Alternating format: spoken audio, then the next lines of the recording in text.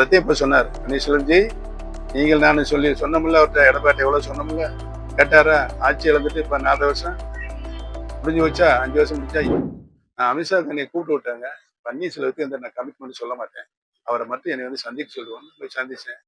இங்க இருக்க அரசியல் நிலவரம் பேசினா நானும் பேசினேன். அதற்கு முன்னாலே நடைபெற்ற நாடாளுமன்ற தேர்தலில் அவரே சொன்னார், டிடிவி தினகரனுக்கு ஒரு 20 சீட்டு கொடுங்க, என்னோட பிஜேபி சேர்த்து நான் வந்து போட்டியிடுறேன்னு சொன்னார்.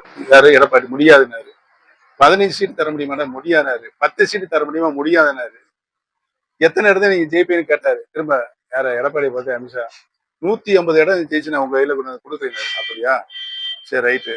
நான் சொன்ன டிடிவி தினகரன் இந்த நாடாளுமன்ற தொகுதியில வந்து வேட்பாளர் நிறுத்த மாட்டார். இல்லப்பா, நான் போன 2019 சாரி 21 சட்டமன்றத்தில் நிக்க மாட்டாரு.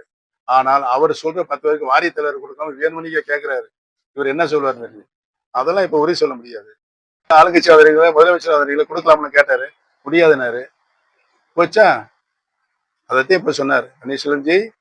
நீங்கள் நான் சொன்னோம்ல, அவர்கிட்ட எடப்பாடி எவ்வளவு சொன்னோம்ல, கேட்டாரா? ஆட்சி இழந்துட்டு இப்ப 4 வருஷம் முடிஞ்சு வச்சா, 5 வருஷம் முடிஞ்சா. அவங்க அந்த அலையன்ஸ்ல இருக்க கூட்டணி அப்படியே தக்க வச்சிட்டு இருக்காரு. ஒரு ஆள் கூட வெளியேறல அந்த கூட்டணி. இந்த கூட்டணி இப்ப பலமான கூட்டணியா இருக்கு. உறுதியா அவங்கதான் ஜெயிப்பாங்க.